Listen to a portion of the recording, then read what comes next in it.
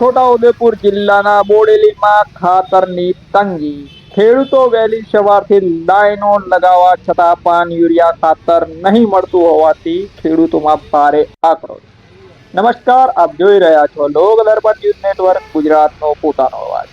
છોટાઉદેપુર જિલ્લાના બોડેલી તાલુકામાં આજે વહેલી સવારથી જ બોડેલી ખાતેના શિવમ ટ્રેડર્સ ખાતે યુરિયા ખાતર લેવા માટે ખેડૂતોની મોટી મોટી લાઈનો લાગી ગઈ હતી.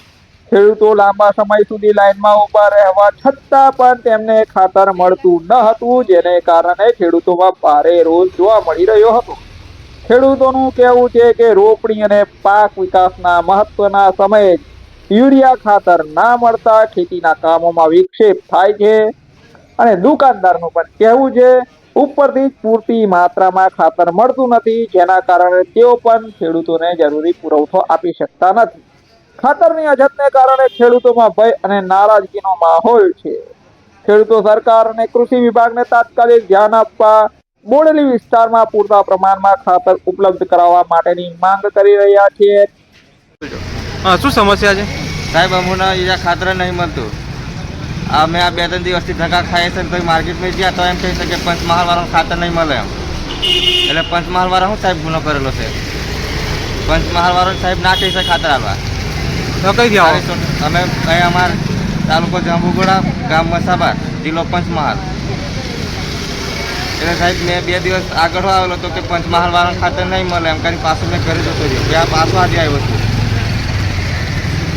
શું નામ? એટલે બાજા હિતેશભાઈ આપસિંગભાઈ મસાબાર. હા, તમારો શું પ્રોબ્લેમ છે અહીંયા? પ્રોબ્લેમ તો ખાતરનો છે. પહેલાંથી જ આવો છે કેટલા એમ જે બી ટાઈમે ખાતર અમારે ધારો કે પુરવણ કરવાનું હોય તો ડીએપીનો પ્રોબ્લેમ આવે. અત્યારે હવે મકઈમાં ખાતર નાખવાનું યુરિયાની જરૂર છે. યુરિયાનો પ્રોબ્લેમ આવે. દર ઘરે જ આવું થાય છે અમારે. આજે 7 વાગ્યાના લાઈનમાં છે. અમે માર્કેટમાં જઈને આવ્યા અત્યારે અહીંયા લાઈનમાં છે. બધી જગ્યાએ તો લાઈન પડવાનું અમારે. આ તો દરરોજનો પ્રોબ્લેમ છે અમારે. એક મહિનાથી નહીં આ 1 મહિનાથી આવો પ્રોબ્લેમ ચાલે.